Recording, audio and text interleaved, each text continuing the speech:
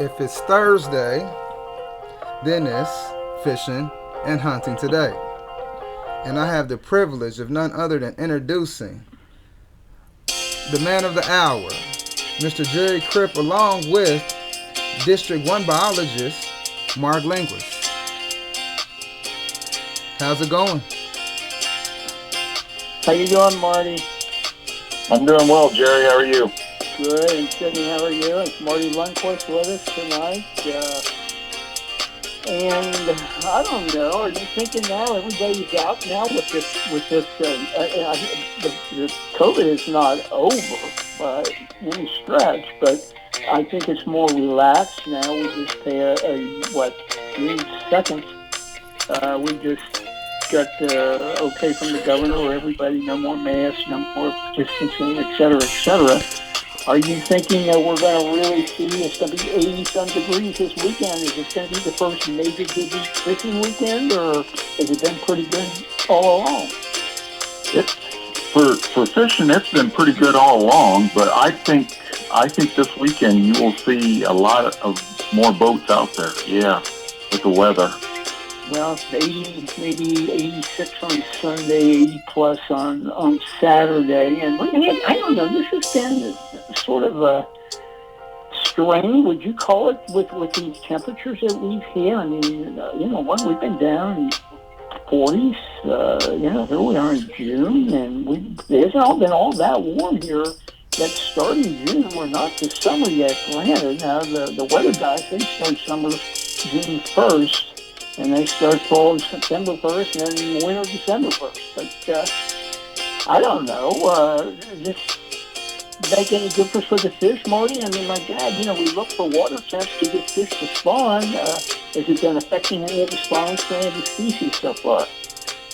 Well, I don't think it's harmed them. I think it might have pushed them back just a little bit. Okay. Yeah, I think it moved, some fish back.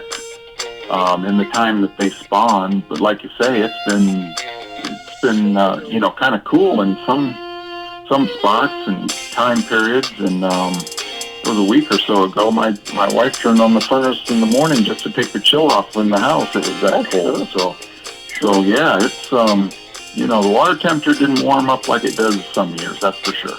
Yeah, and I think that with our climates, and there's no question about it, it's changed. It absolutely has changed. I don't know if you could say it's global warming. I know sometimes you wonder it's global cooling, but it just and patterns have changed. I know with wildlife, and when we see patterns change with wildlife, we assume, and it probably does affect our fish part of the wildlife too, because they go more so on water temps than they do on length of day. As far as sunlight, don't they? Yeah, water temps for spawning especially. The photo period can affect them some, but that's the water temps is the primary trigger for them. I think too. I know we were way up on as far as last year in 2020 on the honey side with honey licenses sales were good last year. I heard fishing licenses were also that way. But fishing, I think, Marty, and you would probably agree, we don't see there's no peaks and valleys with fishing. There's really no, we had a peak last year with the honey side, but prior to that, it's been on a steady decline, even though maybe a slow decline, but steady decline. Fishing's the exact opposite. It continues to be on a continued upswing, and it continues. We see new fishermen every year, don't we? Yeah, you do. It's there's quite a turnover, actually, more of a turnover than what you would think. But you got a core group that they buy their fishing license every year, and sales have been going, kind of.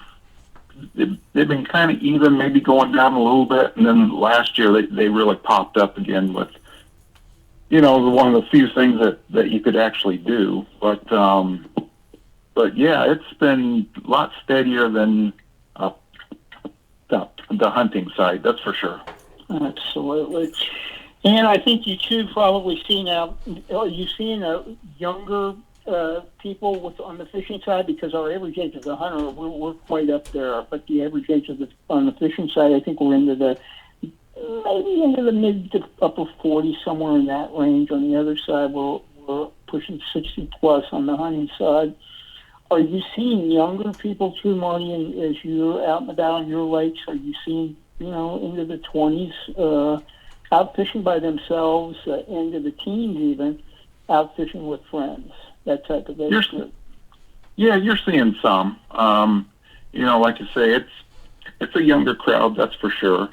And we've got, I've noticed some kids in our neighborhood riding their bike today by the house they all had fishing poles with them, so that's a good sign. Absolutely. That, they're going to a pond up the road just a little bit. So yeah, you see younger kids, and I think like in that case with the younger kids, they can go to a pond by themselves and fish. It's easier to fish than it is to hunt.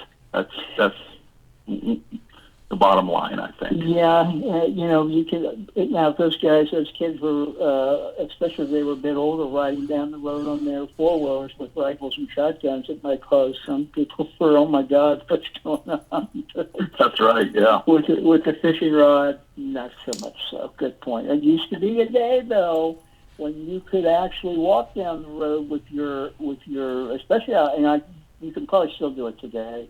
Out in the rural part of the state with a shotgun in hand, and nobody's going to take any big deal about it. But, much more easy, like you said, to be doing that with a fishing rod for sure. So hunting and fishing, I think, thank goodness, is still alive and well. And I think we'll see, as we get back into the more of the people getting back to work and that type of thing, I hope we retain some of those new hunting and fishing licenses and those new people. Because, the big killer for both of these sports and for anything else that you do as far as leisure activity is the time factor. And if you start getting back to your regular routine, job, kids, school, all of those things, you're back on that do I have time to do it thing. And that's the big killer. That's what happens with, we start losing people that hunt and fish because they just don't have the time to do it anymore. So we hope we can retain some new ones. I think that's important to do. We're always going to have the core. We're always going to have the people like us that are going to be out there supporting the sports. But we need new blood, don't we, my friends? Yes, we do. Yep. It's always good to see new people coming in. Well, let's talk. We'll run through your lakes a little bit in District 1, some fantastic opportunities to fish in District 1. And we review, as people that listen to our show over the years know that we do this every year with you, and you're getting ready to retire, and you pass the torch to someone new up on District 1 and the lakes in District 1. But overall, with District 1, Marty, I think the species to be fished for in 1, you can pretty well cover about every game fish that you can think about. You're going to be able to fish for in District 1 lakes, aren't you? Yeah, that's there's a pretty good diversity that we have here. We got some of the best lakes, around for certain species like saugeye, Indian Lake. I mean, you can't hardly beat that right now for saugeye. There's no question that Indian Lake is the best saugeye lake in the state of Ohio. I don't think there's any. We stock a lot of lakes for saugeye, but I don't think there's any that's going to rival that lake for saugeye. And I think you are in agreement with that, aren't you? Yeah, I am. Yeah, right now it's really good. A lot of fish in there, a lot of nice sizes. So yeah, it's just an all-around good lake right now. I mean, for saugeye and crappies and catfish, they're catching more catfish than what they used to there. So it's just an all-around good lake. It's a good bass lake too. It's got the acreage-wise, it's got the most lily pad coverage of any inland lake in Ohio. It's going to be found on Indian Lake also. What do you think made that lake? And we've been stocking saugeye. Was that one of the original saugeye stocking lakes? It probably was, wasn't it? It was one of the early ones, yeah, and just being I'm a canal lake. They're real productive, so I think that's what helped it a lot. Now Indian Lake's changing some. It's got zebra mussels in it. It's clearer than what it used to be. So it'll be interesting to see how it changes in the future. But it's just a good lake. They've the watershed group there. They did a lot of work with the farmers. So there's quality water coming in there. It's turned out to be a real good fishery. Well, that zebra mussel is a great filter too. They really filter water. Filter these lakes, don't they? Oh, they do, yeah, and that's why it's clear. They'll take the phytoplankton right out of the lake. So as it gets clearer, you'll get more weed growth, and that just promotes the nutrients going to that type of vegetation and not the algae. So it's like I say, it'll be real interesting to see what it does in the future. What about that plankton? That a lot of times becomes food for baby game fish. With zebra mussels taking that out, is that going to have any kind of effect on food sources for young game fish, and not only Indian Lake, but other lakes that have the same kind of condition? Well, it could, yeah. It could take out those nutrients out of that, that flow of the food web. So, yeah, it could lower the number of fish that the lake can, have. So that's, it could affect it. Yeah, I think too that when you have such a good, different variety, if you will, of game fish like Indian Scott, I mean that's a great variety of game fish in that lake. Then you start having competition for these younger fish as to who's going to get the food, the plankton first and survive. And then you start seeing fish kills and things like that because there's just not enough food to support them. Now, granted, that's something like that would be way, way down the road, I'm sure. But still, that could be one of the cause and effects of zebras. Oh, it can be, yeah, exactly right. I mean, you remove the food from the lower level, and it all has to move, upward. And if you don't have enough at the bottom, you're going to have limited fish up higher. So, yeah, it could affect the lake quite a bit. Well, and have they learned have the bass learned how to eat these zebras? I don't think the bass are eating them. No, not yet. But hopefully something we can get in there will. Well, the gobies were killing the smallie nest up on Lake Erie, and then the smallies finally figured out how to eat them. So maybe That's right. Yeah, they turned that around, didn't they? Yeah, absolutely. So maybe we can figure something out on these zebras, but who knows? But anyway, let's start right at Indian right now. Like you said, the sockeye bite for spring. It's hot. I think the sockeye is overtaking the crappie as the number one winter fish for there for sure. And are we seeing the sockeye still more popular than the crappie at Indian? Here's we're into late spring, heading for summer. They're both very popular, but yeah, that's a lot of people go to Indian just for the sockeye. So they make a special trip there. What is an average size sockeye coming out of there now? Oh, they're probably we're seeing a lot of 13, 14-inch fish with good numbers over the 15-inch limit. So you can take plenty home, but you'll be sorting some fish. Okay, so you're going to call a few. 15 inches is the minimum size limit. Bag limit there 6 or 5? 6. 6 fish. Yep. Yeah, you come out of there with because a 15-inch sockeye is going to weigh what, about 2.5, 3 pounds maybe. Yeah, a little less than that, but yeah, it's you can get some nice fillets off it. That's for sure. Okay, so you're going to go up there and, like you said, you're going to call a few. There's nothing wrong with calling a few because you're catching. You're just catching and releasing. Sockeye is definitely a meat fish. People want this fish for the dinner table. It's not a catch and release, although you're going to release the ones that aren't legal size, but it's a fish that people want to take home and enjoy. So you're going to go up there for an afternoon and a bag limit of 6, a minimum length of 15 inch. You're probably in an afternoon or a morning trip or an all-day trip for sure you're going to limit.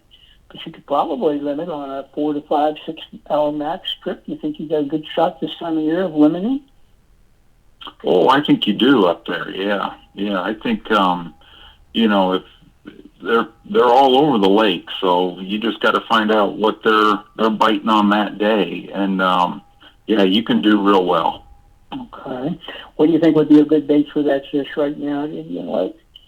A white twister tail seems to be doing really well right now. Any kind of, you going to put a twister tail on any special jig head at all, colored jig head, or just a plain old red jig head, or anything like that? I think just a white jig head is fine. You can go with all white, and I think you'll do just fine. I think people don't understand how really, really good of a white spinnerbait or a white twister tail can really, really be this time of year. It can really be a very productive bait, can it? Not only for sawdust. Right. Yeah. No, it can catch a lot of different fish. And one of the guys that I work with, he actually lives on Indian Lake now. And this past weekend, he said on a white twister, he got sawguy and crappie, largemouth bass, channel catfish, and I think there was one more, but I don't remember what that one was. So you can catch a variety of fish on that one bait, and I think a lot of it is because it looks like a shad, it looks like some kind of minnow, so it just mimics a bait fish really well. And that bait has been around for a long time, hasn't it? Oh, it has, yeah. Yeah, many, many years. I can remember the kid using that, so, yeah. Absolutely, a long time for sure. And, my goodness, how much easier can that be? You've got a few big heads, you've got a pocket full of twister tails. That's all you need to go and enjoy a day of fishing on Indian Lake. You can spend the whole day with just that.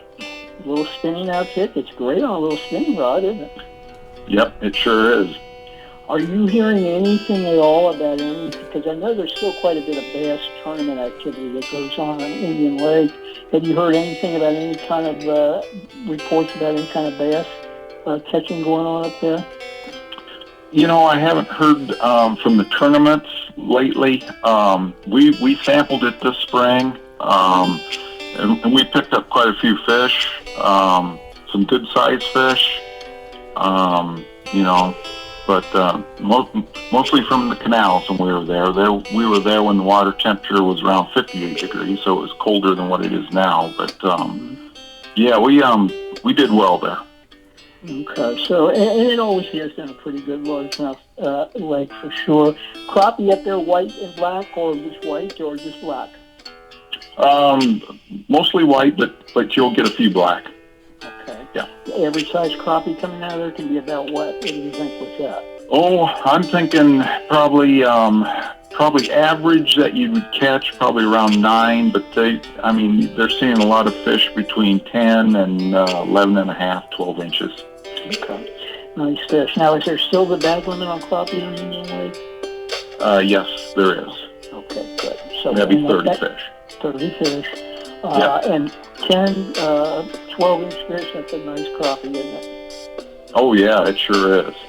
And let's go with, I would assume, just like you said, your friend that works with you was hitting them good on the white twister tail. That's a good crappie bait also.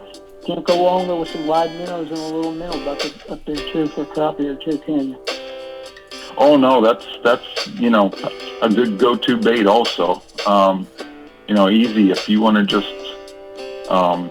throw out a bait and let it sit, underneath the bobber and just relax while you're fishing, that's a good way to catch crappies. That's that old sitting on the bank morning with a can of worms and a cold beer and probably falling asleep about 10 minutes after you sit down. Yeah, that's exactly what happens. And I have a straw hat too, don't you? Right, yep. That looks like one of those Saturday Evening Post magazine cover pictures. Sitting on the bank with a cane pole, can of beer, and a tin full of worms. Yep, exactly. What's wrong with that? That's America. There you go. That old song, Mellencamp's old song. America, little brick houses for you and me. This is a little riverbank for you and me. There you go. I love it. What do you think now, too, about, let's move up a little bit to, let's go ahead and talk a little bit about Allen real quick. And that is really, that's District 1's only muskie lake? That is, yep. That's the only one we stock muskies in Central Ohio. And that stocking program's been going on again. There's another program that's been around for a while. Yeah. That year back, and you were on with us when that all happened. I can't remember, it's been a number of years ago, but when Allen led the state with the number of muskie caught, we all looked at that, I don't know how many times. I remember Matt brought that into me when we were doing that, and I said, that can't be right. That's got to be a misprint, because you think Leesville or somewhere like that to lead the way with muskie at that time, and it was for sure Allen. And I think that number, Marty, was it over 800? It was hot. It was very hot there, yeah, for a couple of years. And I think there were some situations where they weren't going through the dam at that time. And since then, we found that in the spring, adult fish they tend to leave the reservoir more than what we'd like them to.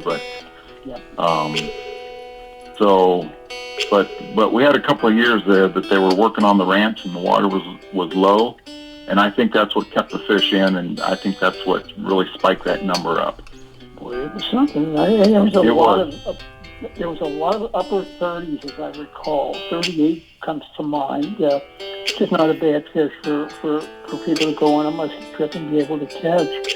But I don't recall hearing about a bunch of fish over 40. It really wasn't that many, was there? It wasn't that many, no. It was, like you say, a lot of fish in the 30s. We still have a lot of fish in there in the 30s. It's still, a decent place to go for muskie. And it just doesn't have the numbers like it did at that time. I always thought and told people too, for people that like the muskie fish, if you want to go and have a really good shot at catching a muskie, that would be a place to go. It may not be a monster, but you got a pretty good chance of catching one. Yeah, that's true. You can just kind of work the bank like you were bass fishing and, around wood, and there's a good chance that you'll pick up one. And they will hit on a spinnerbait that you're throwing for a bass, too. Believe me, there's been many people catch a muskie on a spinnerbait, haven't they? Oh, there's been a lot of angry bass fishermen that have caught a muskie. I know. Over the years. And then there's some that have caught that muskie and wish they brought an extra pair of pants with them on that trip. That's right, yep. Because they weren't counting on catching that on that little spinning outfit, that's for sure. What are they throwing? If you were going to target muskie this time of year, what's a good bait do you think to throw at them? I think, like a larger crankbait, a spinnerbait, something like that. Okay. Something that, just gets their attention. Yep. And you do want, if you're going, muskie fishermen know this. I mean, you don't go to battle with a muskie with a spinning outfit. I mean, they have a good heavy-duty bait caster and a good heavy-duty rod to go with that bait caster because you're throwing some big baits, and you're going to want to spool that up with some pretty good braid. It seems to work good on these bait casters, and you can get that braid, 60 pounds, probably 80 pounds, wouldn't hurt to be throwing at some of these fish, Yeah, I mean, you don't want any light tackle if you're going to be going for the muskie. That's for sure. What else comes to mind right now at Alum in the springtime that might be a good thing for some people to think about coming up and trying to fish for? It's a pretty good saugeye lake right now. There's some crappies in there. Crappie numbers might be going down just a little bit, but they're a nice size. But a lot of people go there for saugeye now. Okay. And then in the go ahead, Jerry.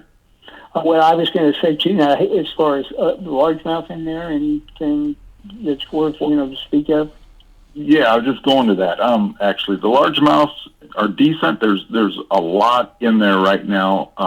Small fish. We had a really good recruitment a year ago and 2 years ago. There's a lot of like 8 to 12-inch fish that, I mean, within a year or two, they'll be, nicer size. But there is a lot of little bass in there. And there's some nice sized smallmouth in there, especially in the southern basin. Would you consider Alum your best smallie lake for District 1? Yeah, I think I would right now. It's got some nice fish in there. Yeah. So there's probably a good supply of 2-pound plus fish in there, wouldn't you think? Yeah, I think so. I think there is. Yeah. Yeah, you fish the Rocky Points in the southern basin, and you can do really well. It would be some good baits for the bass up there? What do you think? I'm thinking crankbaits right now would probably be your best bet. It's a lot of fun throwing a crank for a bass, isn't it? It is. Yeah. Yeah. I'd that, or do some top waters. That's fine, but I think in a lake like that this time of year, you could probably get by with a medium running bait. It is, as far as the crankbaits go. Is it important this time of year to really get as close to the color of whatever they're feeding on with that crankbait? I think that always helps, and since here in Ohio it's not really hard. Most things are eating shad, so if you got something that's silver or white or kind of grayish color, I think that's where I usually start for color wise, and then if they're not eating that, you move off of that. But that's where I always start. And do you think your bass there now, Marty, are post spawn, or is it too early for that? And they're still spawn, or they're not pre-spawn, are they? No, oh no, they should be post-spawn by now. Yeah. Okay. Yeah. And they can get pretty aggressive right after spawn, can't they? Yeah, they can. They'll hit it hard sometimes.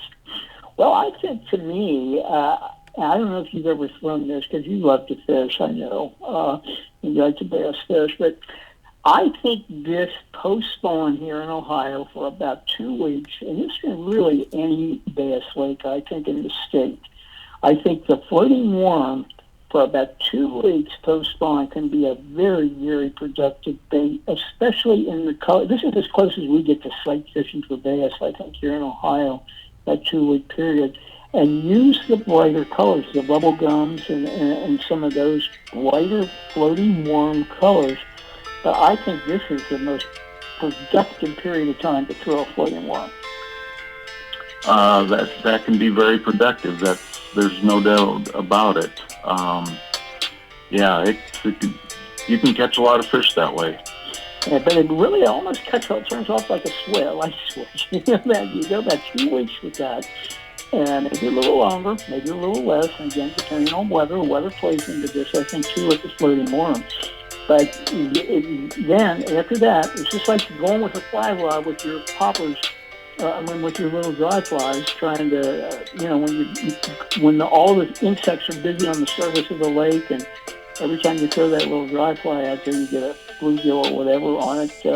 This seems to turn off about as quickly. All of a sudden, you throw that worm, and and then you throw some more, and you say, really, and then it's about come to an end with that bite. And I don't know of any other time of year Well, I throw a floating worm. It's going to have that much, if any, near as much a success as you do for that 2 week period. Do you use a floating worm any other time of year, Marty, than that period? No, I don't. No, Yeah. no, I mean, I've tried it in the past, but I don't anymore. Yeah. I mean, you put it in your tackle box and that's it. I mean, you don't throw it again. So it's very interesting, and it'll work. That will work anywhere you're fishing for bass. That floating worm will go for that period of time. That's for sure. Crappie bite up there? Anything to speak of in Allen? What do you think? Yeah, it's good. The fish are a little bit bigger. Numbers might be down just a little bit right now from what they've been in the past, but crappies, they cycle, 3-4 year periods, it seems like. So, but no, it's worth it going there for crappies. Okay.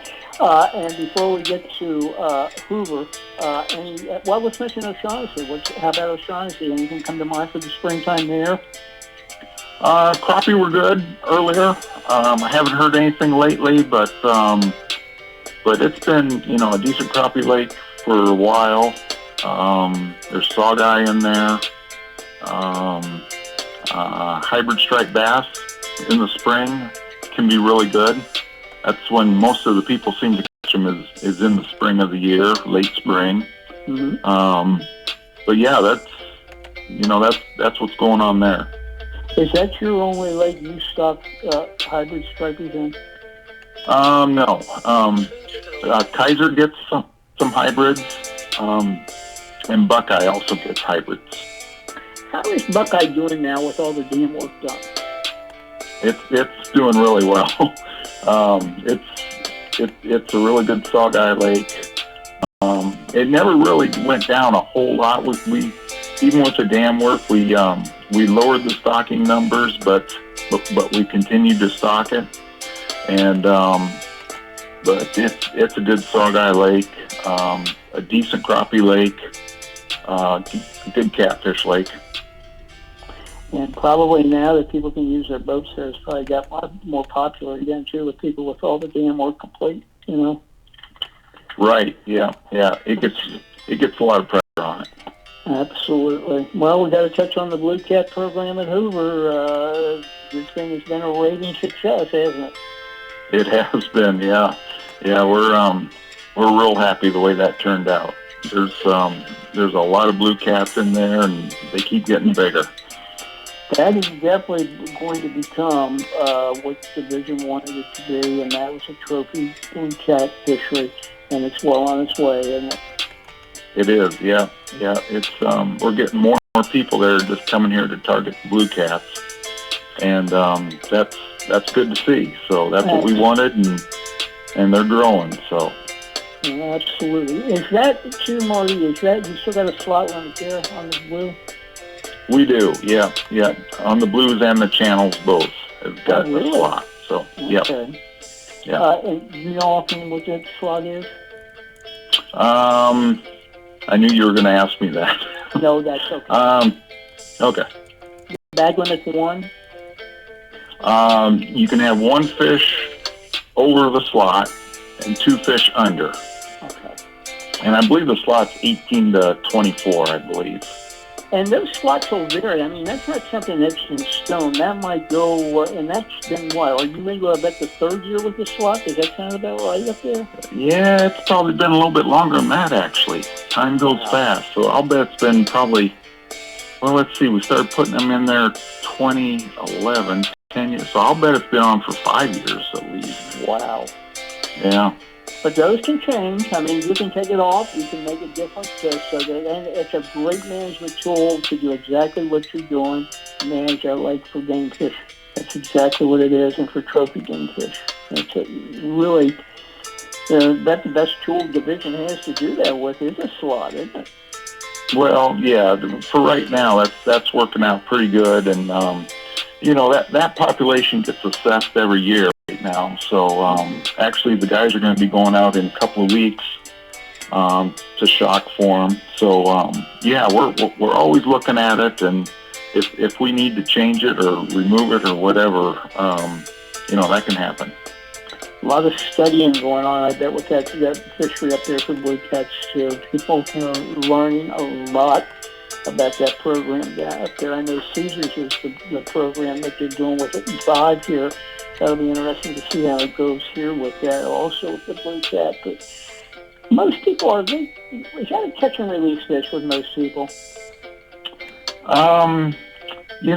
It's there's two groups. There's the group that want to take meat home, so they're keeping fish, and the guys that are there for the trophies, yeah, they're definitely just catch and release. Okay. And they can take whatever they want, whatever the rules allow. They can do that. There's nothing wrong with that. But that probably, I would think, as the years roll on, you'll probably see more and more people that really, really see the catch and release for those trophy fish up there. Because if you're going to have a mount of it, and you never know, one of these days there might be a new record blue cat come out of Hoover. You never know. You know. What could happen? Yeah. We don't know how big they'll get in there. So it's going to be real interesting to see where they top out at. And those things can grow to what size? I mean, they can really get big. Oh, I think the state record's like 109 pounds out of the Ohio River, something like that. Wow. I think it's just over 100 pounds or real close to 100 pounds. So there you go. And, in an environment like they've got at Hoover, Marty, they might even grow bigger than that. So that new record may be swimming around up there as a fingerling right now. You never know. You never know. That's right. Anything else you want to add, my friend, where you think it'd be something that somebody would like to go enjoy fishing this spring and this summer? Well, for Hoover, crappies are doing really well at Hoover right now. So, that's something to think about. And as the water warms up, the smallmouth in the Scioto River through Columbus I'm sure that'll fire up again. So that's always a good fishery every summer. Kayaking on the Scioto for smallies, that's a pretty neat thing to do, isn't it? It really is. And there's spots there that's wadeable in quite a few spots too for smallies, isn't it? Yeah, it depends on late summer. It's, you lose some water and you got to be careful where you go. But like there below Griggs, you can wade a lot of that. So, it's a good fishery. Yeah, that's a good point. Watch where you're stepping, that's for sure, while it being over your head. And I don't know if you can be for river smallies in the springtime. Inline spinner works pretty good. What are your thoughts as far as bait for a smallie for river fishing? Well, yeah, I think spinners. I think you can use some twister tails. I think there's depending on the situation, if you're in a pool or a riffle or where you're at, small crankbaits work well. When they're aggressive, they'll bite on a lot of different things. Yeah, and you can see them. You get that clear water, you can see them chase that little crankbait, can't you? Oh, they're fun to fish for. That's for sure. And that 1 pound smallie thinks he's the biggest blue catfish that's ever been made. Yeah, they put up a fight. Yeah, I still think we need to have that smallmouth as our state. We don't have a state fish in Ohio. I think that smallie would be a perfect candidate for being that state fish. That's for sure. Marty, my friend, I want to thank you. We enjoyed over the years having you with us.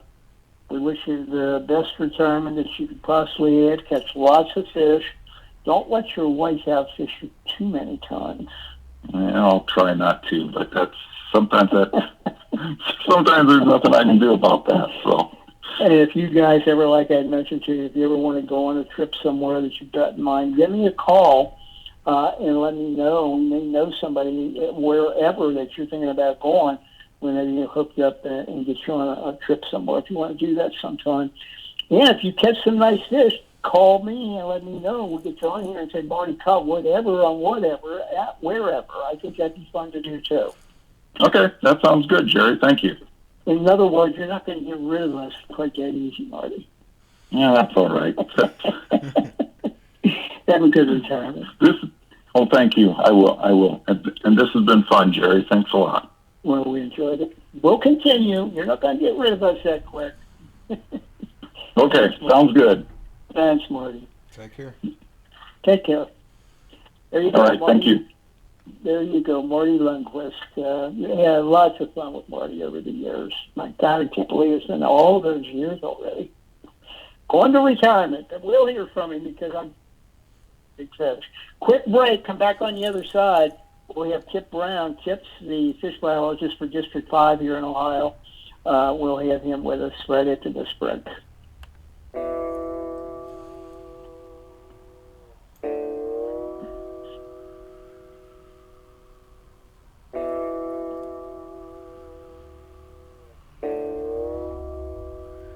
Through the door.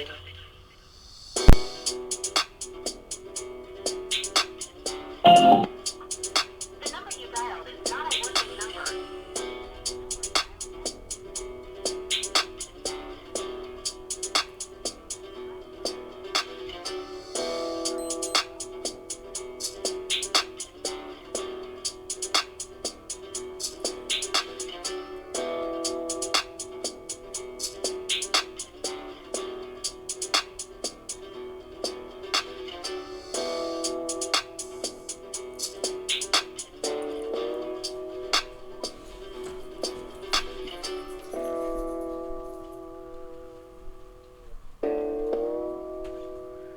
Through the door.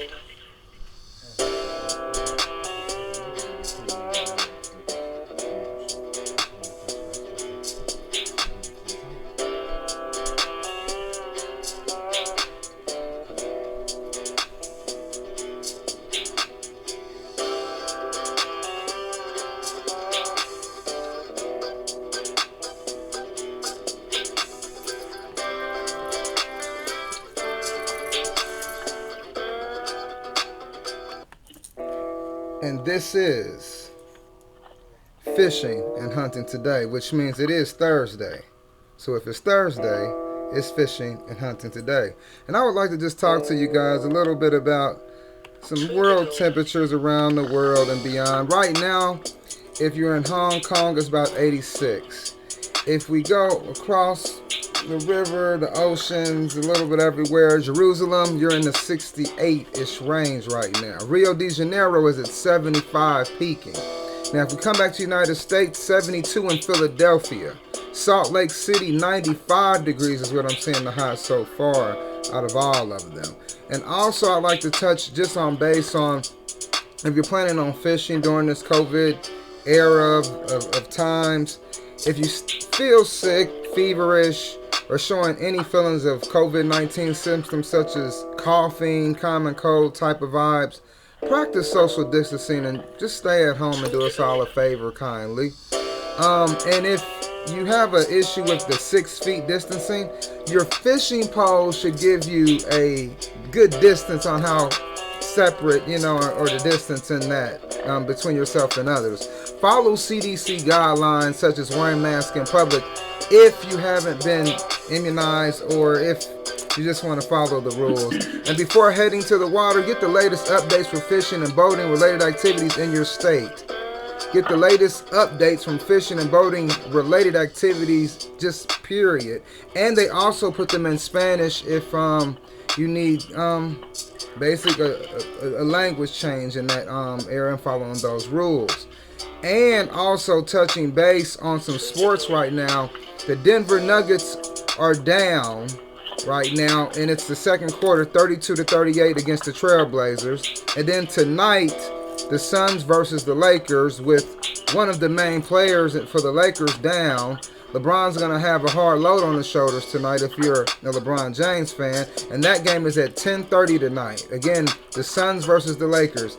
And then last but not least, I would like to get back to Kip Brown, fish biologist that we have on the show today. Back to you, Jerry. Thank you, Sidney, for the update and the NBA update also. A little bit of weather around the world, and with these radio podcasts of today, you never know where someone's listening. They could be literally anywhere in the world, and who knows? I mean, with all these UFO sightings, they could be maybe anywhere out of this world. I'm a believer. You think we're the only thing that this little pea we're floating around on is the only one in the entire universe upon universe that's got any kind of other life on it? I don't think so. I think we probably got friends that we hope friends out there. Real quick before we get to tip, I want to mention too, we're out of our hunting seasons here in Ohio. We just wrapped up turkey, and we'll have Mark Wiley will be on with us on the show next week, and we'll wrap up this turkey season. Some of the numbers are not real good on this turkey season, this spring season we just came out of here in Ohio. In a way, a bit surprising, to be honest with you. But we'll find out what Mark's thoughts are as we wrap up this spring season here with him next Thursday on the program. And don't forget now, too, we have a fall turkey season here in Ohio, but you cannot use that unused spring tag for fall turkey. You've got to buy another tag. So don't be going out this coming fall on a turkey hunt saying, well, I didn't know that. Well, you do know that. You cannot use a spring tag for a fall hunt. So that means a new tag. But now that we're out of the field, out of the woods, it's time to get to the range. Nothing better than go to the range with in Federal Premium. They've got a great lineup of target ammo. Pick your flavor, whatever you enjoy shooting. They've got a good lineup of sub-gauge too, 28 gauge, 16 gauge, 410, along with the 20s and the 12. All just a great lineup from Gold Medal all the way through their target lineup for sure. Great product, and it's going to get you more doves in the bag come September if you spend just 100 rounds a month, beginning right now, the month of June through August. That's 300 rounds. That's all you're shooting, 300 targets. When you get to the dove fields come September 1st, you're going to see the difference. You're not going to have quite as many of those misses because you're not going to be shooting behind. We very rarely miss a bird on a shot in front of the target. Most of your misses, if not all of them, are going to be shooting behind the bird because you don't swing through. This will get you on the range. It'll get you to do better with that swing through, and it's going to get you more birds in the bag for sure. Kip Brown with us. Kip, how are you? I'm doing very well. How are you, Jerry? Good, sir. We just finished up. We had Marty Swan song with us. I know. He's retiring. I told him, and if you were retiring, I would be telling you the same thing. He loves to fish. I know you're the same. You guys love to fish, too. Whenever he gets out and catches a nice fish, give us a call, and we'll get him in here and say what, where, and when. It's always good to let people know where people catch fish, isn't it? Absolutely. And I'll tell you what, Ohio, and I'll tell you, you look from Lake Erie to the Ohio River, this state, and look at the world-class fishing we offer here in the state of Ohio. I mean, world-class, still has the best in the world up on the lake, on the tributaries. We've got walleyes world-class up there. That largemouth fishery up there is phenomenal and getting better and better and better. Go to all our inland lakes and the great stocking fish of all time, the saugeye. I mean, there's none better than that fish. Put up with nasty water conditions, nasty temperatures, you name the nasty, and that fish will still survive. Great fish for a stocking fish. We've got hybrid stripers, muskie. We're becoming, with our Caesars here in your district, District 5, we're becoming a must-see destination. We don't have a closed season like Canada and some of our northern states do. We really got some great fishing here, don't we, Captain? Oh, we absolutely do. There's lots of access. If people want to get out and go fishing, there's a lake or a stream or a river close by. I think the only thing you have to worry about when you get to that stream, river, farm ponds for sure, people realize that, but I think a lot of times people don't realize too, when they see that stream or river that they want to fish, that may not be public access getting to that stream or river. That is very true. You save yourself some issues, and there have been issues with people, but get permission from that landowner to allow you to have access to that river. Now, you can put in, once you're in, it's nobody's land there. I mean, nobody owns that river or lake or stream, the river stream or the creeks, that type of thing. So, Yep. That once belongs to, you're in the water, you're pretty good to go, aren't you?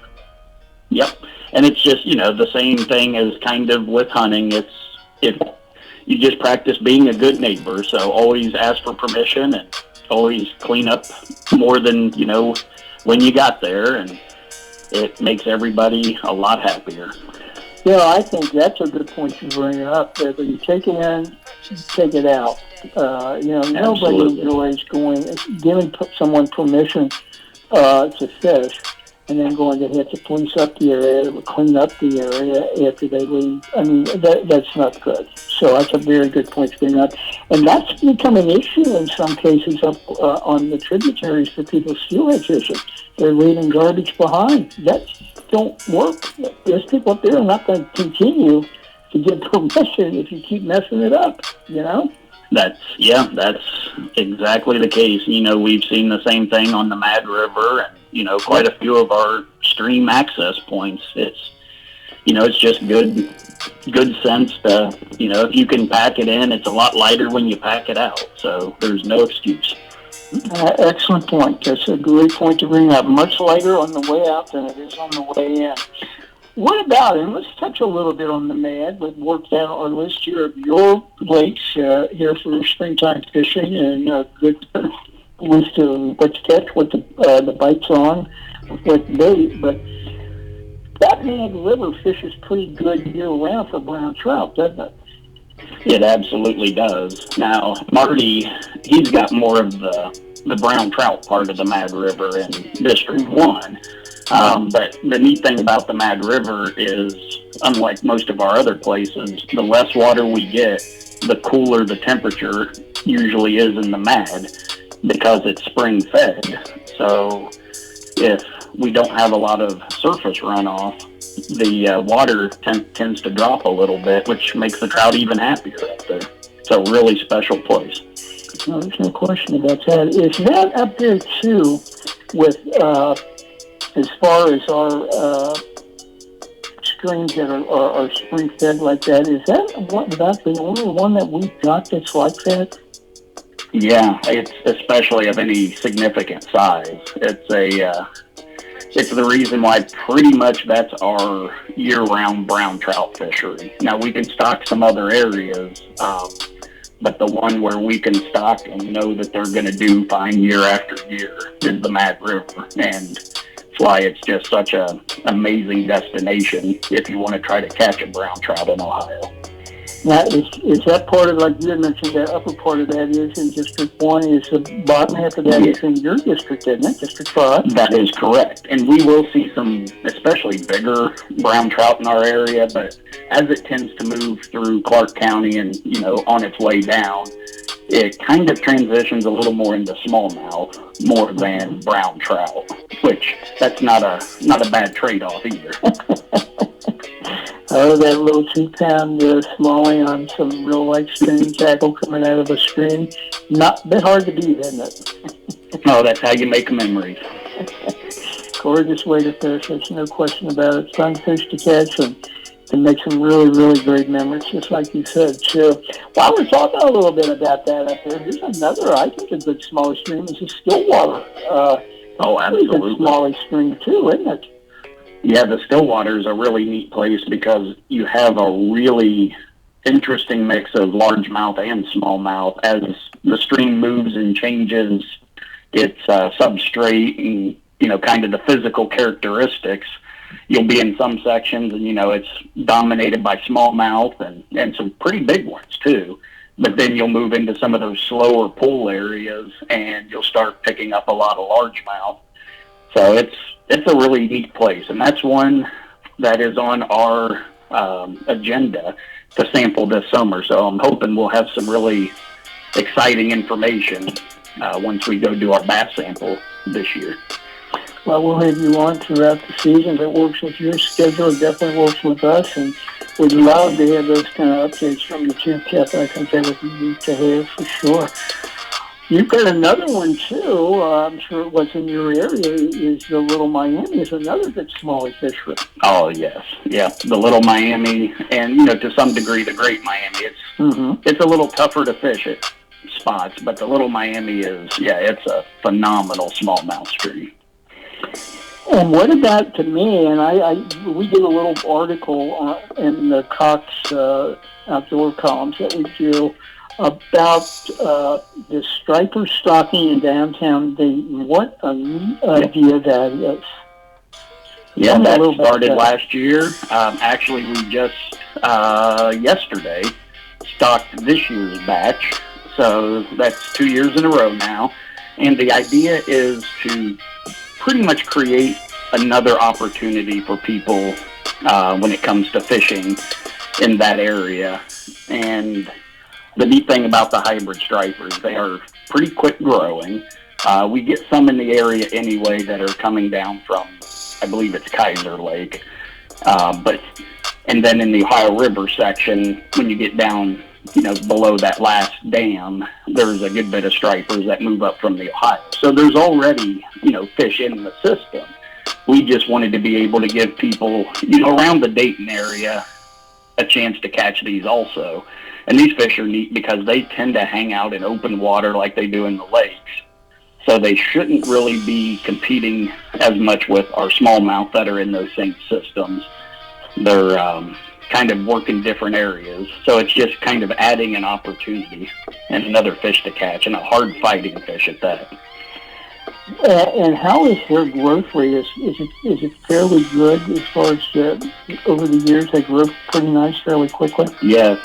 They if they've got a good food source, their growth is incredible compared to like the black basses are. So we'll see fish. Oh gosh, the ones we stocked this year will probably be maybe 4 or 5 inches by this fall, and they're stocked as fingerlings, so they're just little tiny things. And then, as they get bigger and their mouth gets bigger, they can eat more stuff, and then their growth really starts to skyrocket. But it's not uncommon for like a 2 or 3 year old fish to be, 10, 12, maybe even by the end of their second or third year, 15 inches. Wow. Good growth rate. And Now, go ahead. what do you look at as far as what you're stocking fingerlings? What kind of percentage is a good return for your stocking? 2%? 1%? Yeah, I mean, with most of our stockings, that's kind of what we're shooting for. With our blue catfish and our muskies, which I think we'll get to here in a little bit, their survival rate's a little better because those are advanced fingerlings. Our muskies will usually go in at probably 10 to 12 inches long. So there's not a whole lot out there that's willing to try to feed on those, and they've got a lot of mobility. Same with our blue catfish, but most of our fish that we stock are either fry, which we have to stock at really large numbers because the mortality rate's so high, and then the fingerlings are a little better off. But yeah, if we get a 2% survival, we're pretty happy. But that's, when we talk about the numbers we stock, it seems like huge amounts, but in the end, you have to stock a lot to get a little sometimes. I would think that fish being stocked in that river, Great Miami, right there in Dayton, downtown Dayton, is going to attract interest from a lot of people that like to fish the river. You think? Oh, absolutely. It's one of our best sport fish as far as fighting. And if you can fish a stretch of river that's got largemouth and smallmouth bass, and then you add in hybrid striped bass, you can have a whale of a day out there.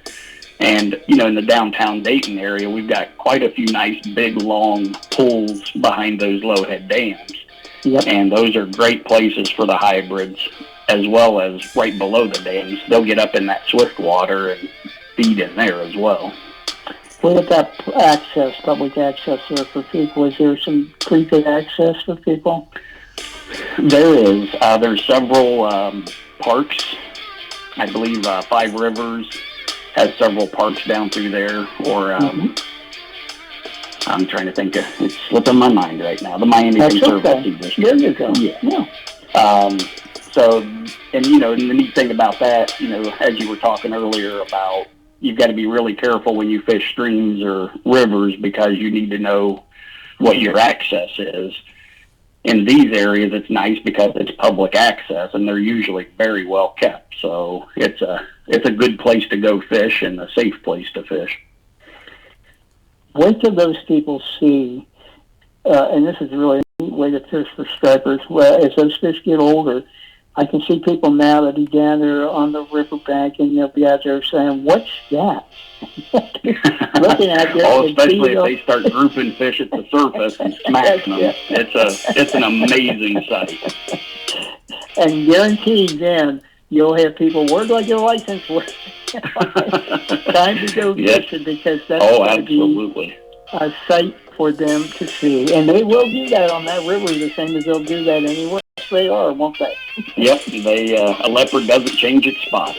No, they don't. And even though they're hybrids, they still try and spawn too certain times of year, don't they? Yep. They'll do their own style of run, but it'll never be quite what we have some phenomenal white bass runs in the district, so it won't ever be like that. But when these fish really start maturing out, you can get these things up to 8 to 10 or even 12 pounds, and that's a whale of a fish.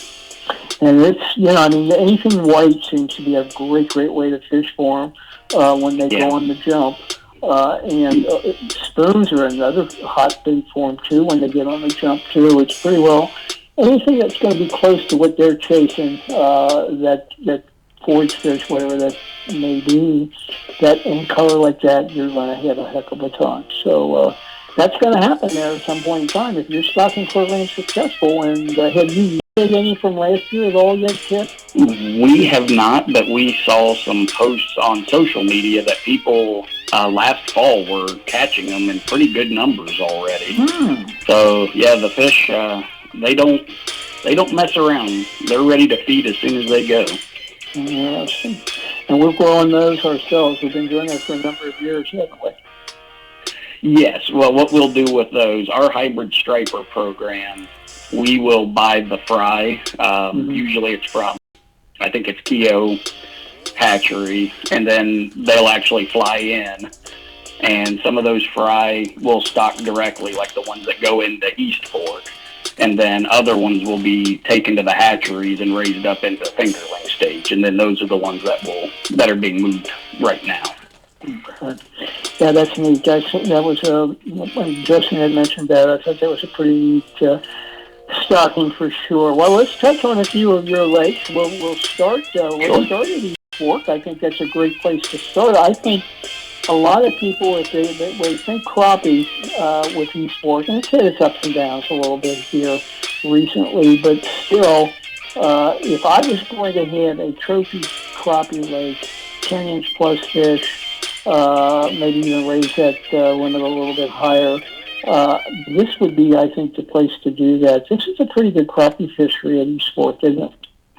It is, and this year, from everything I heard, both people I know that have fished it and then just talking to anglers, this was a great year on East Fork. The last couple years have been, as you said, kind of up and down, a little hard to get our finger on, but this year all indications were it was an excellent spring. And we saw a lot of nice fish. We were down electrofishing for bass, and while we were there for that, we were still seeing some really nice crappie this year. Yeah, that's a really good crappie lake, and that can fish throughout the summer. I think you just need to know how to fish these, as with any other lake for crappie. You just have to study the lake you're fishing, adapt to the conditions, weather, as far as weather and water conditions too, and you can still catch fish. I never was a big believer in the dog days of summer. You can catch fish year round. You just need to adapt to the conditions and not only weather, but of the lake that you're fishing or stream, whatever the case may be. And you still got a shot at catching some fish. Oh, yeah, that's a great point. I mean, people, I think, it's easy to get spoiled in the spring and the fall when the crappies really, school up heavy and get close to shore. But, yeah, they're still out there in the summer. They don't, disappear. unless it's the UFOs you were talking about earlier. Yeah, that'll be nice. I'll be down here competing with us to catch our fish. Be down here rubbing elbows with them. That'll be fun, won't it? What about now too, your Sawguy program at eSport? That is into what now already? Fifth year? Yeah, we're well into it. It's the neat thing is we're seeing fish. We weren't able, because of COVID, to sample last year. So we don't really have a handle on how they did, but we were seeing both that last year's stocking. They're 12-inch, 8, 10, 12-inch fish. We were seeing those, so we had some survival. And then we were also seeing, some of the year class before. So they're out there. We don't, when we electrofish a lake, we're not doing the whole lake. We just do random sites. So the fact that we were bumping into them is a really good sign, because it means that there's quite a few of them out there. Now, have you heard any reports of people catching the Sawguy out of there yet? I heard some reports last year. I haven't heard anything this year, but I would be surprised, especially through the crappie bite, if some people weren't picking up Sawguys. I'll tell you what about eSport. I think we've got a lot of people that like to fish that lake and don't like to tell a lot of people about what they're catching. Yeah, I would agree. Don't you? I'm more so than anywhere else is eSport. Look at that muskie program that you guys had there, and you moved it from there up to CJ, and we'll touch on that here in a couple of minutes. But you can't put all of that effort and all of that time into a stocking program for muskie and come up with zero results, and that was a 10-year program. There's no way. No, and we were able, before we decided in that stage of do we keep it or do we, try to move them somewhere else. Yeah, as you said, we were getting pretty much nothing on the muskie angler log compared to a lot of our other lakes. So we went down in the spring when you can have a fairly good chance of getting them into large trap nets. And we picked up a few, but after a 10-year program, the numbers were pretty significantly low.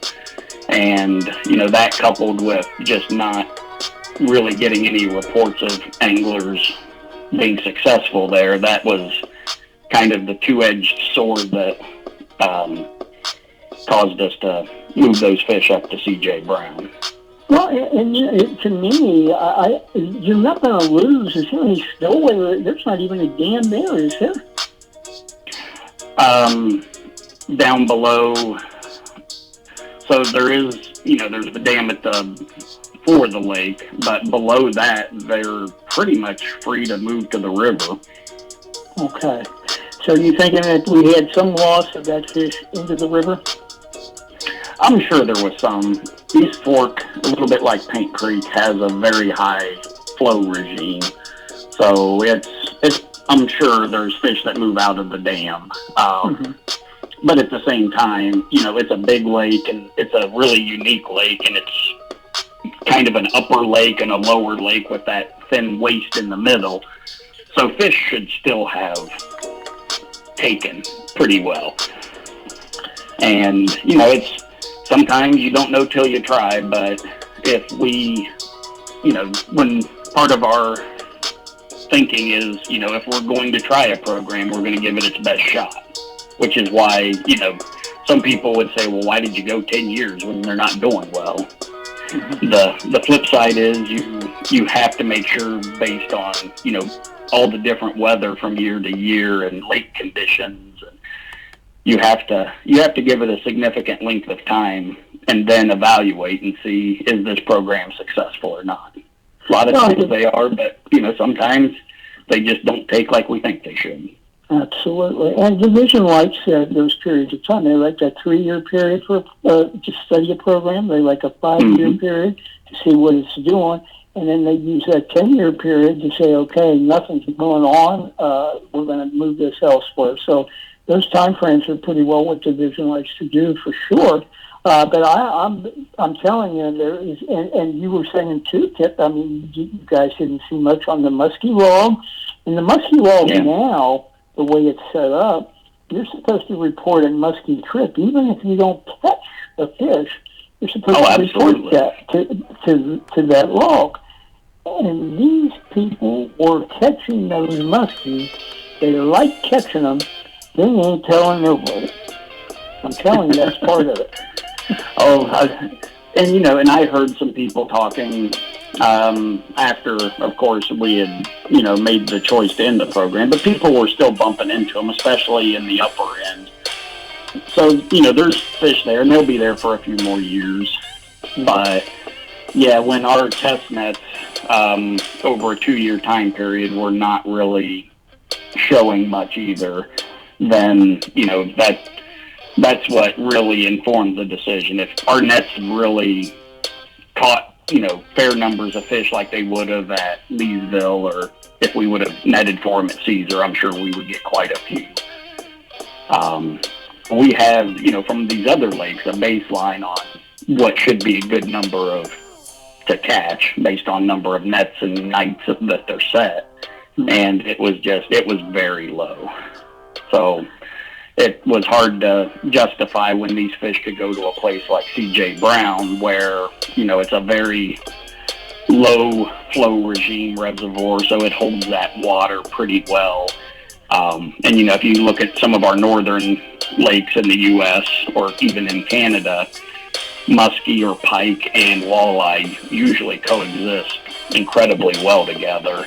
Mm-hmm. And that shoreline there just being that rocky, sandy, kind of favors how muskie like to feed. And there's a ton of shad and suckers in that lake, which are probably their 2 favorite feeds. And what we're seeing there is people are catching those things hand over fist from the moment they go in, and they're already picking up 30-inch plus fish now. And I've been talking like people bass fishing and crappie fishing, and everybody's bumping into muskies. So as far as fish in a lake, it's been very successful. And you're getting people up there to report their catches at CJ? I think they will do a better job.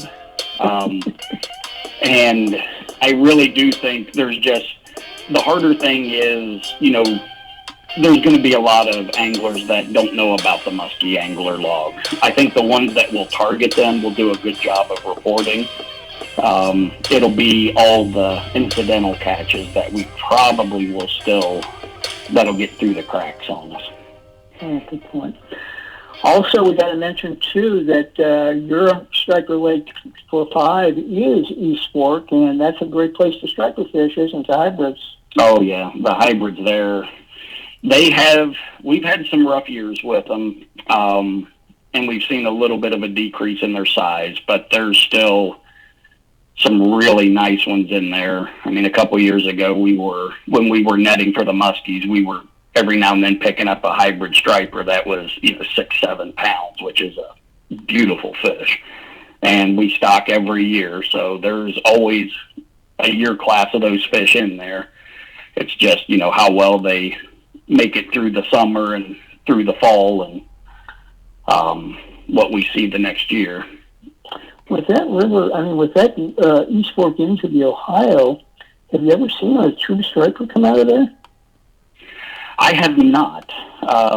I've seen true stripers, down below, closer to the Ohio River that have moved up, but they have a really hard time. That dam is a significant blocker. Okay. Now, we did help the Corps of Engineers, I believe that was last year. They were doing work on the dam, refurbishing everything down below, so they had to de-water the spillway. And they asked if we would help collect fish, and they had a really elaborate system of being able to move those fish downstream so that they could survive. And a couple of the fish we netted out of there were some really big hybrid stripers.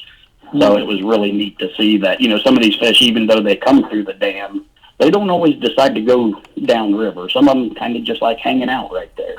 So those spillways are a great resource for fishers. Absolutely. And people love to fish them too, don't they? Oh, yeah. What about, talk a little bit now for us too, about, let's go over and talk about Grand real quick, because I know there was just a crappie, USA had a crappie event up on Grand Lake. How's the conditions of Grand right now, Kip? What are you hearing? Is it algae free right now, or? I think they've got a little bit of algae going on right now. We'll be there sometime this month. We do a lot of collecting up there to try to keep an eye on the microcystin stuff and see if it's collecting within the fish, which thankfully right now what we're seeing is the fish really don't harbor it inside of them.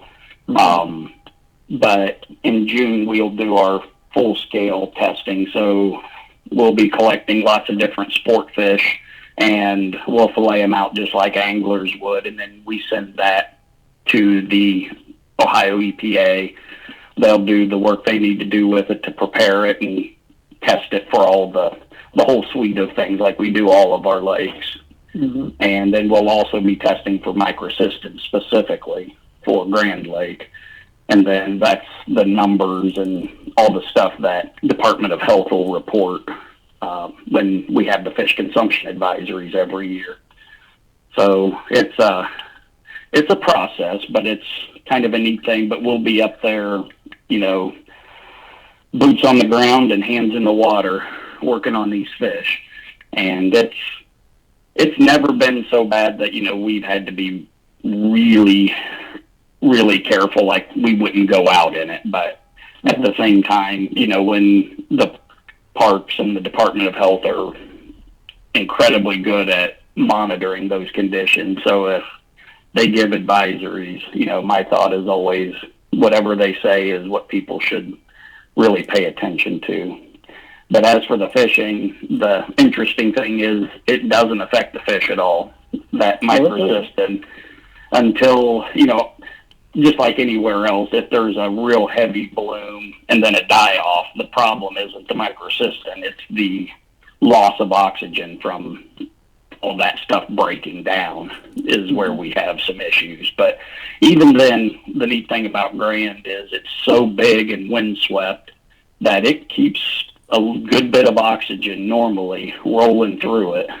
So, and that makes for a heck of a good crappie fishery. And it sounds like from what I heard of the Crappie USA, they did really well this year.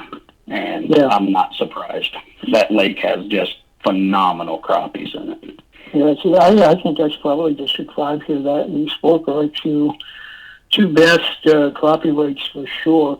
I would agree. There was last year. There was a pretty significant kill, and that came about again. We had a really big bloom, and then we just had like the doldrums. It was just dead calm for days on end. And when that stuff started dying back, it really stressed the fish out. So we had a pretty significant kill, and it doesn't feel good or look good when you see hundreds and hundreds of dead fish. But as a fish biologist, having sampled and been around that lake, you realize just how many fish are in that water. So hundreds and hundreds are still big numbers, and we don't like to see it. But compared to the thousands and thousands that are in there, it's just how nature kind of crops things once in a while. Across the board, as far as the species with the kill? It was, pretty significantly. The things that survived a little better are the ones you would expect, which were like your carp and your catfish. And they seem to be a little more lack of oxygen tolerant. But it was, suckers and crappies and drum and bass and all the ones you would expect that need a little higher oxygen content. Are we still stocking that lake with perch? We are not. Okay. We have made the decision, once again, we gave it a really good run, but we're not seeing an established fishery there for yellow perch. Okay. So we're moving on from that.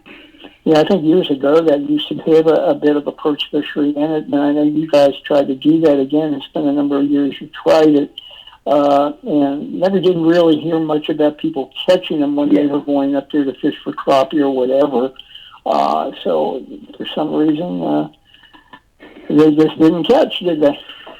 Yeah, it's, and as with everything, whether it's a farm field or a wood lot or a lake, everything changes over time, and that's just the progression of things. So it's a different lake than it was when there was a really large established perch fishery there. Doesn't mean it's worse, because the crappie are amazing and there's a ton of bass and big bluegills. And it's a different fishery.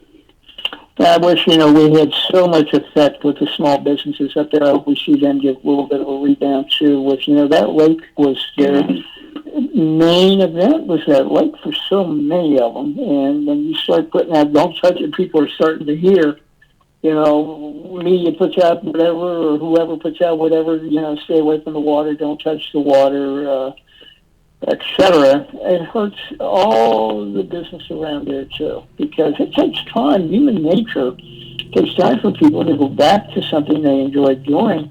People went up there for a fall crappie trip and a spring crappie trip. It was a must on their fishing list. They did it from the Squirty Miami Valley. They did it every year in and year out. So let's hope and see, and maybe get that back to the way it was. That would be pretty neat for sure, wouldn't it? Oh, absolutely. And the neat thing also for St. Mary's, usually these blooms are a problem from maybe late April, but usually mid-May through August or September, depending on how hot it gets. When the crappie fishing is at its best, there's almost never any issue with water quality or, algae issues. Mm-hmm. So I would encourage people that, don't ever give up on your crappie fishing up there. And St. Mary's, if we have a good, solid winter, is also an incredible ice fishery. Mm-hmm. Yes, and people enjoy ice fishing on Grand Lake, don't they? Oh, yeah. Wish we had a little more ice to do it with sometimes, though. Would be nice, wouldn't it? Yeah. Yeah, well, if you're someone like me, you need plenty of ice to make sure you stay up. Well, it would be nice, because I know we talk with our friends up on Lake Erie, and they've been a bit challenged with ice season too. Like none. And when you look at the investment of all that equipment and everything they put into that to be a really good ice guide, and have it sit in the barn and not even get to use it, that doesn't bode well. Yeah, it kind of makes you sad. I don't think I want to get into that business, is what it probably makes you think, that's for sure. It's not been good for them. It's really not. We went a stretch up there for a while. We would have set at a 10-year period, and it's been a little while back, there was only 1 or 2 ice seasons out of the entire 10-year period, believe it or not. That's how bad it was up there. It's not good. People were going to Green Bay and trying to get a little bit of ice fishing up in that area because there was nothing going on here. I guess we got to save Old Caesars for last little stop with you on this visit, and we'll visit with you as we go through the fishing season. Man, we fish year-round here in Ohio, but the summer season and into the fall season. But you got, I think, one program at Caesars has been going on now for what? I'm going to guess with the muskie, 15 years?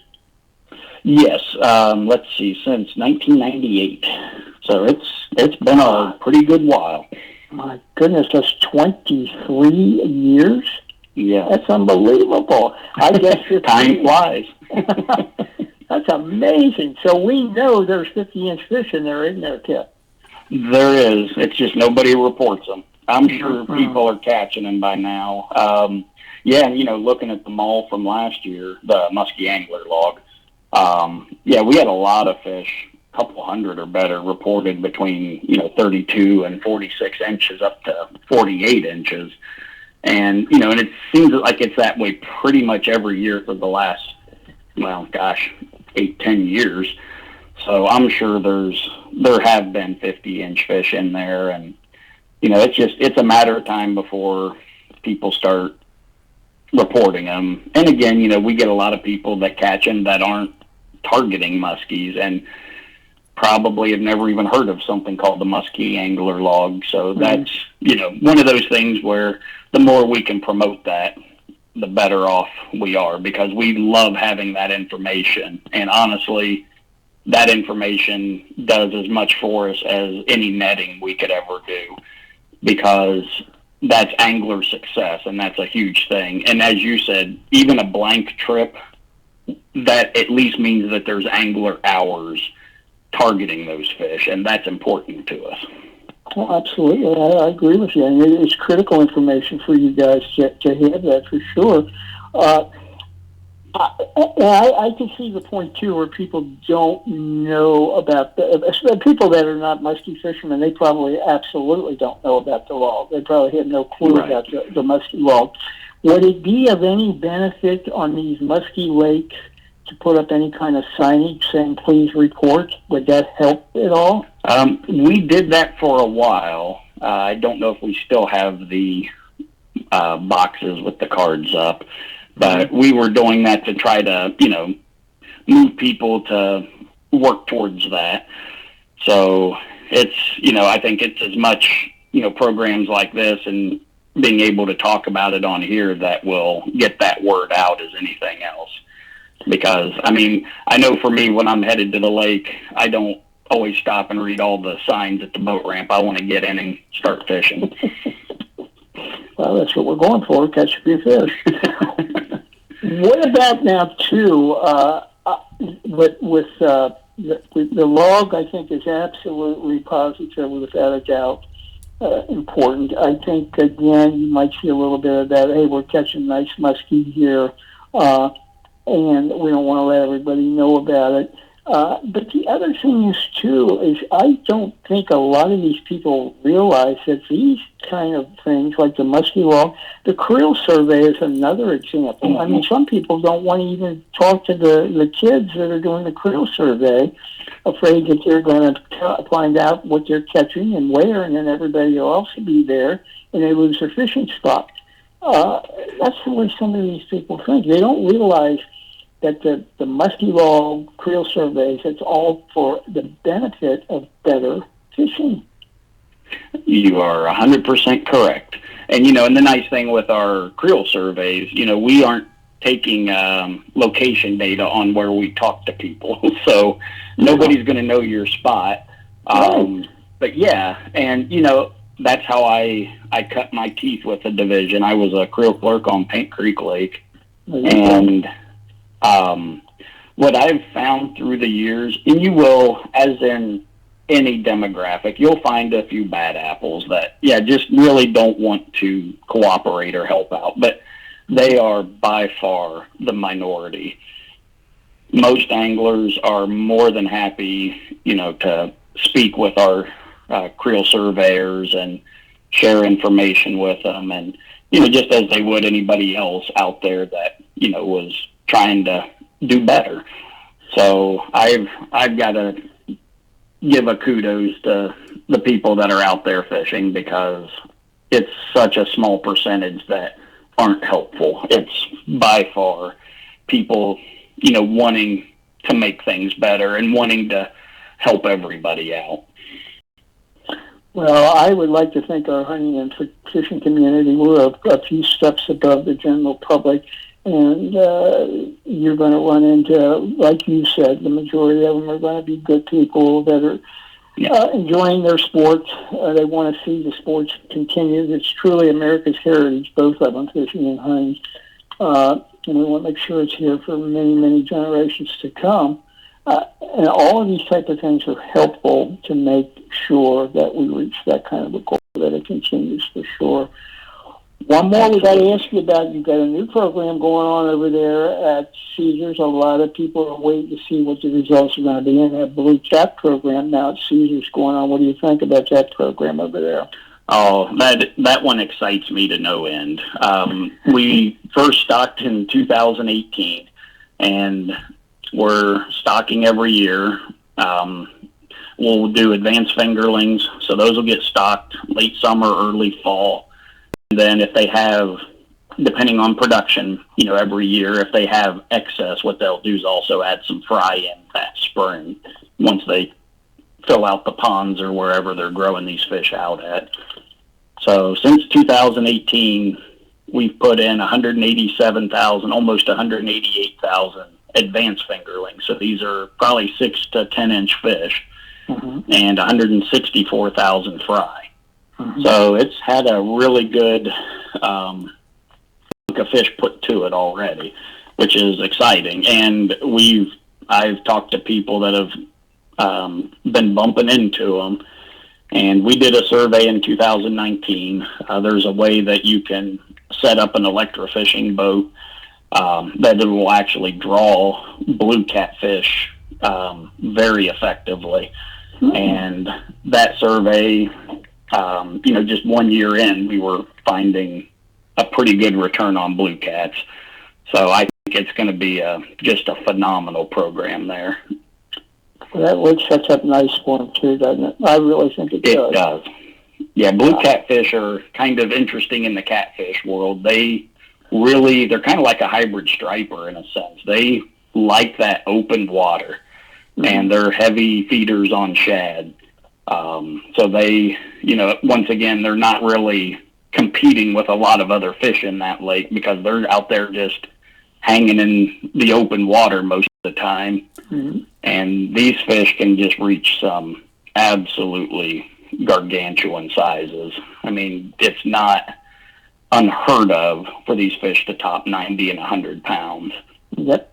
So it's truly a trophy sport fishery. Well, I mean, they're managing the one up at Hoover now with that slot limit. They're managing that up there for a trophy fishery. The record, I think, for blue cat here is out of the Ohio. I think it's 109. I'm not sure, but that's right. Yeah, I think you're right. Which is still an incredible fish. Oh, it's unbelievable. And that's a great point you bring up. They don't cruise the shoreline. They're not competing with any other fish for food. They're out there in the deep part, the open part of the lake, doing what they do out there. So it's a lot of pluses to that fish. There's no question about it. Be interesting to see how that program goes, but I think it's going to be a very successful program there. Yeah, everything we've done, we've got the muskies and the saugeyes also, and both of those species have just absolutely taken beautifully to that lake, and I don't expect the blue cats will be any different. That's a heck of a lake, isn't it? I mean, when you really look at it as far as what it is for fish and for fishing, that lake is absolutely, really is one of Ohio's gems. I'm telling you, it really truly is.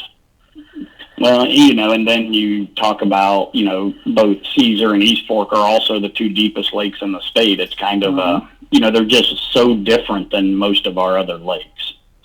And they all came into being back in I'm going to say the early 70s when the Corps built all these flood control lakes.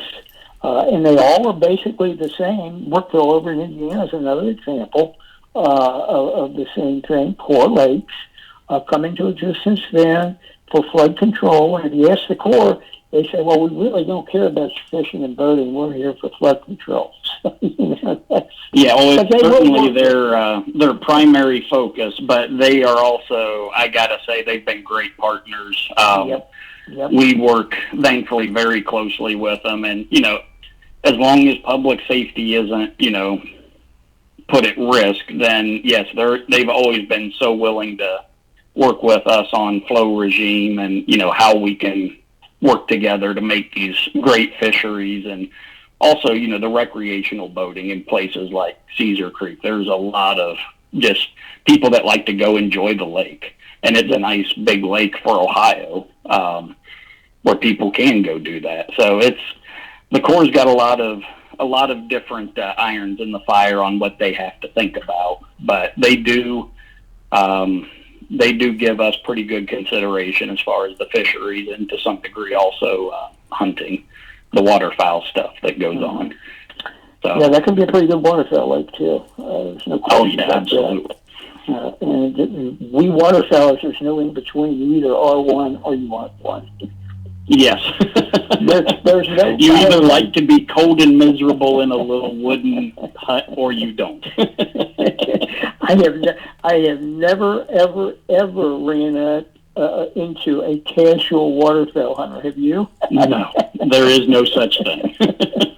I mean, we live, and it's not only the hunt itself, but I mean, it's all the prep. We're already thinking about prepping and getting ready for season. Well, the stamps come out in July, so we're about ready to go. Mm-hmm. Oh, yeah. Well, it keeps us out of trouble. Well, and what a great, you talk about lore and history and tradition. My God, absolutely. Ohio and waterfowl hunting. If people would just sit down and read some of the history about the clubs up on Lake Erie, and some of them are still there, by the way. Just really, really neat stuff. Great state for waterfowl. No question about that. Kip, I want to thank you, my friend. Enjoyed our visit a little longer, but we enjoyed having you on. And let's plan on, as we go through the seasons, waterfowl. We'll always be you being a waterfowler too. Now you're in trouble, by the way, because now we know you enjoy that sport. So we'll always have to say a little bit about that. Can't forget that. That's for sure. But we look forward to having you on with us. Oh, well, thank you very much. I really appreciated the time. And anything you've got that you want us to let people know about at any time, give me a call, let me know, and then I will call you when we schedule you. We'll get a hold of you like about a week before so we can work it into your schedule like it's not a last-minute thing. That would be excellent. Thank you, sir. Enjoy fishing. Enjoy working, because your working sounds to me like it's almost as much fun as fishing. It can be. It's a lot more catching than fishing for us. Well, there you go. And I tell you, I think that striker in Dayton, Ohio is going to really be a lot of fun for a lot of people. That's a neat stuff, for sure. So. Thank you, sir. Well, thank you, Jerry. You have a wonderful day. You too. Take care. Okay. Bye-bye. There you go. Kip Brown, fish biologist. We ran a little over, Sydney. That's okay. Let's take a quick little minute, and then I'll come back on the other side. We'll do a little close, and we'll mention next week's show real quick. It's Fishing and Hunting today. We'll be right back right after this.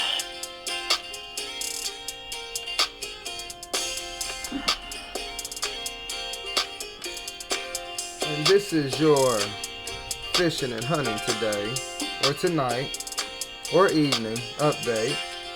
Just like to touch base on some sports with you real quick, guys. As of right now, we are looking at the Nuggets and the Trailblazers, and the way the playoff brackets have been going so far. Yesterday was Game 5. 76ers beat the Wizards 129-112. Also in the first round, the New York Knicks and the Atlanta Hawks. Hawks beat them yesterday in Game 5, 103-89. Then as we go down and look a little further into it, we have the Bucks who have won 4 straight, 120, Heat, 103. And then as we go on to Nets who won the series, they closed it 123 to beat the Boston Celtics 109. So now basically what we're looking at for the conference semifinals is the Bucks will be playing the Nets in Game 1 on June 5th. Also, the next big one will be the 76ers playing the Hawks on Game 1 on June 6th at 1 p.m. So you guys might not want to miss that. Then we also have to be determined still. The Jazz are still waiting to see who they're going to play between the Clippers and the Mavericks. And right now, the Suns and the Lakers are halfway through. They're on Game 6 today. And starts today at 10:30. Back to you. And this is Sid Davis with your sports report. Back to you, Jim. Thanks, Sidney. Thanks for the NBA update. Playoffs are underway. I want to thank both of our guests this evening. Marty Lundquist, retiring from District 1 fish biologist, will have a new one in place here sometime probably. I would say within the next month or so, there should be someone new in that position there. And we had the same thing with District 5. Justin Walters has been the fish biologist at District 5. He's moving on to, I think, District 3 here in Ohio. And Kip Brown has Kip's been at 5, but he's now going to be our fish biologist for District 5. So we had a couple of different individuals with us this evening. Hope you enjoyed the show. If you enjoy fishing and hunting, you found the best place to be, no question about that. We'll continue to bring you up-to-the-date info as we go through the seasons and go through the weeks and the months to come, and lead you from not only fishing but into our hunting seasons too, and not only with interesting guests and updated info, but keep you abreast too of what's going on in the industry itself, just like there are ammo shortages going on right now, and really becoming a lot more of a concern now as to what's going on with some of these ammo issues, where you still are having a hard time finding ammunition. It seems to me like there's just a little bit more behind this than what meets the eye, that's for sure, with these shortages, especially when you've got factories that are going supposedly 3 shifts, 7 days a week, trying to keep up with demand, and we're still seeing an extreme shortages. There's just seems to be more going on to this than that, that's for sure.